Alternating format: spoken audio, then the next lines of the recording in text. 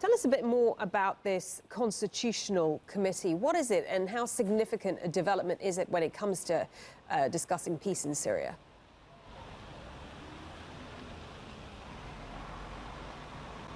Well, the constitutional process has been a key point of conflict between the Assad regime, the international community and the opposition. In the past, Assad has said he would only consider amendments to the constitution, but this constitutional committee, this idea of it, is significant because it's been endorsed by Russia, Iran and Turkey. And after the last round of peace talks here in Geneva broke down, a very disappointed and deflated UN Special Envoy Staffan de Mistura said that unless there was a big change on the battlefield or unless Russia was willing to pressure the Assad regime, he could not see a way for the Assad regime to be willing to negotiate with a divided and under-resourced Syrian opposition. Well, now we're in a position where Russia does endorse and support this idea, and that might be starting to have an effect on the Syrian regime, because in the last couple of days, in the build-up to these talks, the Syrian regime submitted a list of 50 names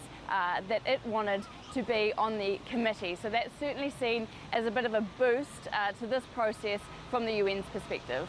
So what is the practicality of this deal? I mean, what exactly is the committee designed to do?